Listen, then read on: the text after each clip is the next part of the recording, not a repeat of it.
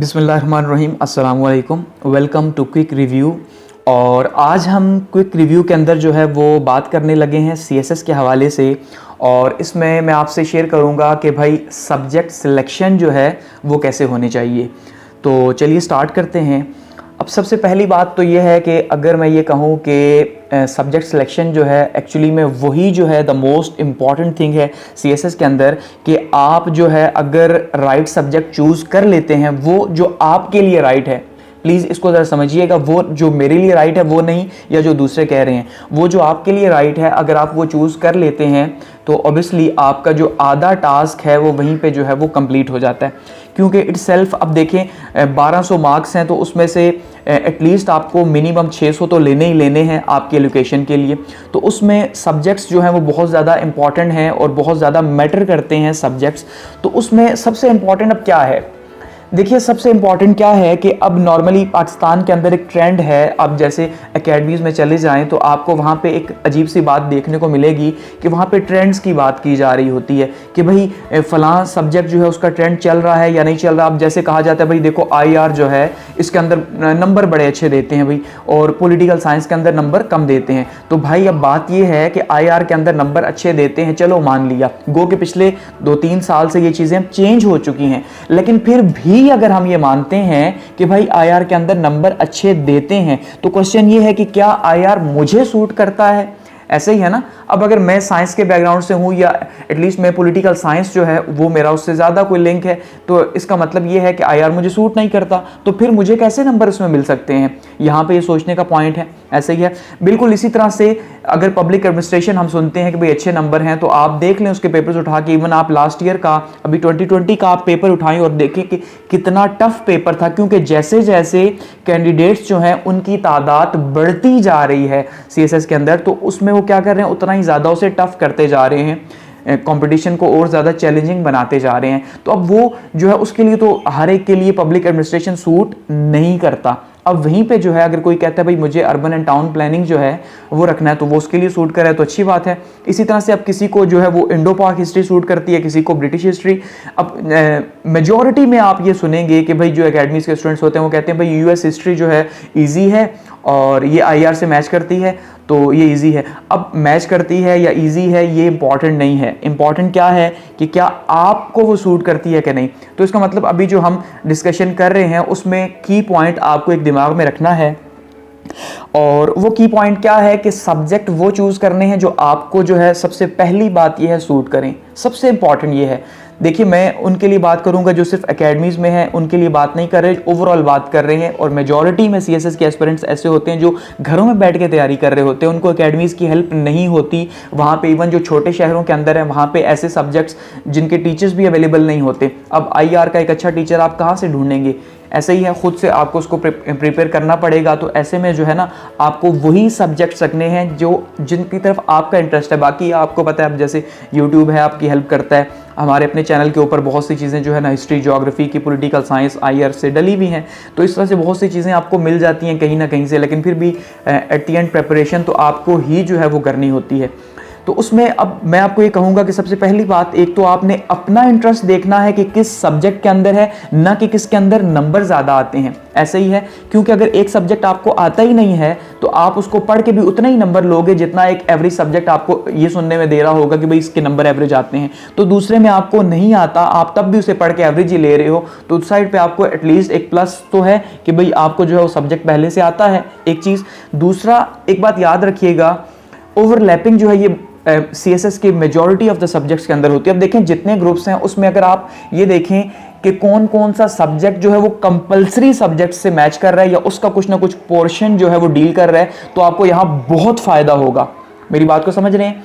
क्योंकि अगर compulsory subjects जो हैं, अब जैसे इंग्लिश एसे, इंग्लिश प्रेसी हो गया, general science ability, current affairs, Pakistan affairs या इस्लामिक स्टडीज़ जो है, अब अगर हम इनकी बात करें तो इनको हम नहीं छोड़ सकते। ऐसे ही है, अब ऐसा है नहीं कि इनमें से हम कुछ चूज करें कोई छोड़ें, ये तो है ही कंपलसरी, इनको तो हमने देना ही देना है। तो अब क्यों ना हम ऐसे सब्जेक्ट्स जो है वो चूज करें कंपलसरी की बेस के ऊपर कि जो हम कंपलसरी में हम तैयारी करेंगे तो साथ में हमारी दूसरी भी तैयारी हो जाए। अब जैसे कैसे, लेट्स सपोज हम ये कहते हैं कि भाई करंट अफेयर्स की बात करते हो तो करंट अफेयर्स को ओवरलैप क्या कर रहा है, नॉर्मली आईआर उसको ओवरलैप करता है। ऐसे ही है कि भाई करंट अफेयर्स के साथ जो है वो पाकिस्तान स्टडीज़ भी साथ में, यानी जिसको हम पाकिस्तान अफेयर्स भी कहते हैं, और साथ में आईआर दोनों मैच करता है। इसका मतलब अब अगर हम आईआर को रखेंगे तो वो भी हमें सूट कर रहा है। दूसरा, अगर हम करंट अफेयर्स के साथ जो है वो इंडो पाक हिस्ट्री रखेंगे तो वो भी काफ़ी ज़्यादा मैच करती है। लेकिन फिर साथ में इंडो पाक हिस्ट्री स्पेशली जो हमें जहाँ पे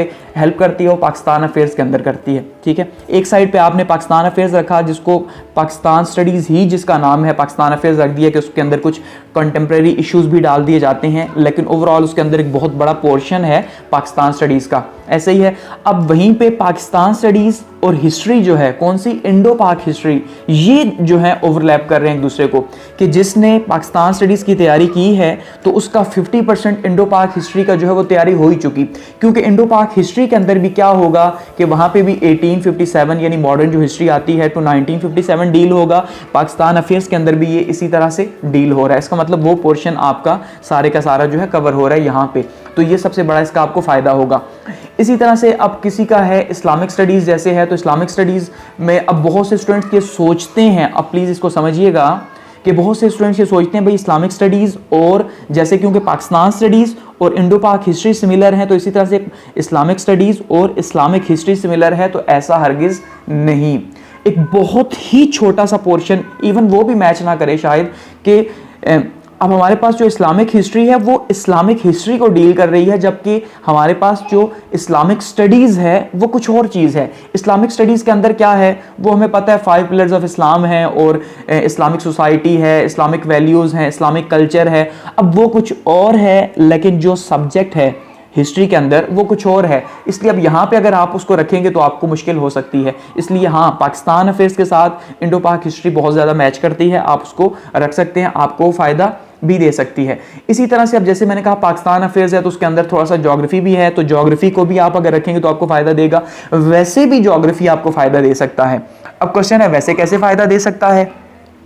देखिए, वैसे ऐसे फ़ायदा दे सकता है कि ज्योग्राफी वो सब्जेक्ट है जो बहुत कम लोग एक तो रखते हैं, लेकिन ज्योग्राफी वो है जो हम 5th और 6th से पढ़ना स्टार्ट कर देते हैं। ऐसे ही है सोशल स्टडीज़ जो है उसके अंदर पूरी की पूरी क्या है, ज्योग्राफी है ना, ये वही ज्योग्राफी है। अगर आप ये समझते हैं कि ये सीएसएस का लेवल है, बहुत मुश्किल होने लगी है, तो भाई ऐसा कुछ नहीं, ये वही ज्योग्राफी है और ये बहुत आसान है, यकीन मानिए ये वही है। वही टाइड्स हैं, ओशन करंट्स हैं, वही डे एंड नाइट उसका है, यूनिवर्स है, सोलर सिस्टम है, इक्लिप्सेस हैं, वही है सारा कुछ। तो आप उसको इजीली मैनेज कर सकते हैं। इवन मैं आपको यहाँ पे श्योरिटी के साथ कहता हूँ, अगर आप 5th 6th 7th की बुक्स जो है उसकी ज्योग्राफी कंप्लीटली पढ़ते हैं, तो आप जब सीएसएस की बुक उठाएंगे तो आपको लगेगा कि यार ये तो आपको पढ़ने की जरूरत है ही नहीं। ठीक है, वही सारे का सारा है। इवन जो हमारी जनरल साइंस एंड एबिलिटी है उसके अंदर जो ज्योग्राफी का पोर्शन लिंक करता है वो बहुत ज़्यादा ओवरलैप करता है ज्योग्राफी के सब्जेक्ट के साथ, तो आप उसको रख सकते हैं, आसानी के साथ आप उसको मैनेज कर सकते हैं।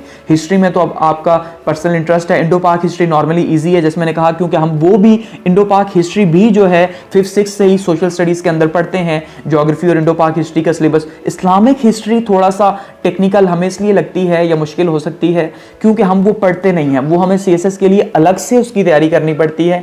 अदरवाइज अगर हम बात करें तो वो सारे का सारा वही आता है जो उसके अंदर मौजूद है, जो हम पहले पढ़ चुके हैं।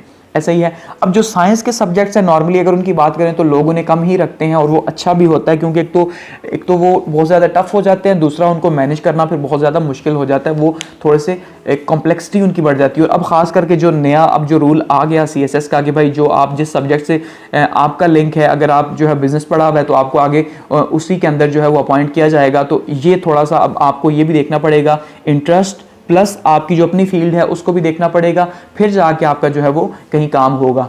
तो अदरवाइज जो सब्जेक्ट्स ओवरलैपिंग है वो बहुत ज़्यादा इंपॉर्टेंट। अब जैसे बिजनेस एडमिनिस्ट्रेशन है तो बिजनेस एडमिनिस्ट्रेशन किसको जो है वो सूट करती है, बिजनेस एडमिनिस्ट्रेशन उसी को सूट करती है जिसने बिजनेस पढ़ा हुआ है। एक नॉर्मल बंदा क्यों बिजनेस एडमिनिस्ट्रेशन रखे, उसका क्या लिंक है जो है ना कैश फ्लो से और एसेट से और लाइबिलिटीज से और ये एक्सपेंसेस वगैरह, उसका कोई काम नहीं। अब वहीं पब्लिक एडमिनिस्ट्रेशन हम ये समझते हैं कि बहुत आसान है, ठीक है। वहीं पे गुड गवर्नेंस जो है वो भी एक अच्छा सब्जेक्ट है, टाउन प्लानिंग इवन बहुत आसान है। अब यकीन मानिए पब्लिक एडमिनिस्ट्रेशन से आसान है town planning and urban management, क्योंकि वहाँ पे थ्योरीज नहीं है।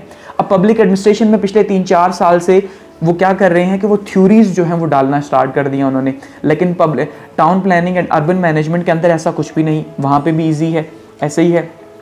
अब हिस्ट्री के पोर्शन में आप कोई भी चूज़ कर सकते हैं, वो ठीक है। अब दूसरी साइड पे जेंडर स्टडीज़ आजकल बहुत ज़्यादा लिया जा रहा है, लेकिन उसी के साथ इन्वायरमेंटल साइंसेज जो है बहुत अच्छा सब्जेक्ट है, और मैं समझता हूँ ये बहुत अच्छा सब्जेक्ट है इन्वायरमेंटल साइंसेज का।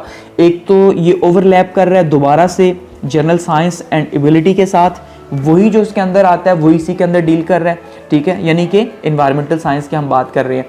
इसी तरह से अगर हम कहते हैं कि एग्रीकल्चर एंड फॉरेस्ट्री है, तो ये भी बहुत ज़्यादा ओवरलैप कर रहा है, ठीक है, इसको भी आप रख सकते हो। साथ में उर्दू लिटरेचर जो है इसमें माना जाता है, नंबर थोड़े कम आते हैं लेकिन वो भी आसान है, अब वो भी मैनेज हो सकता है। वहीं जो लॉ के स्टूडेंट्स हैं फिर वो लॉ में आते हैं, और फिलॉसफी जो है, अब फिलॉसफी के बारे में आपको एक बात बता दूं, फिलॉसफी में नंबर बहुत अच्छे हैं, बहुत अच्छे हैं, लेकिन फिलॉसफी थोड़ा टेक्निकल सब्जेक्ट है, में भी बिना टीचर के आप इसको ना पढ़ सकें या अकेडमी जाए बिना ना पढ़ सकें, ठीक है, तो ये आपके लिए थोड़ा सा मुश्किल हो सकता है, इसलिए इसे सोचने रखने से पहले ज़रूर सोचिएगा। और उसके बाद जो है ना ज्योग्राफी या साइकोलॉजी वगैरह जो नीचे का ग्रुप है उसमें से आप कोई भी रख सकते हैं। तो ये आपकी CSS की सब्जेक्ट सिलेक्शन है। यानी अब की पॉइंट्स क्या हैं कि वो सब्जेक्ट्स रखें जो कि कंपलसरी के साथ किसी न किसी तरह से मैच कर रहे हैं, पॉइंट नंबर 1। पॉइंट नंबर 2, अपना सेल्फ इंटरेस्ट देखिए, ना कि ये देखिए कि नंबर किसके अंदर अच्छे आते हैं, ठीक है।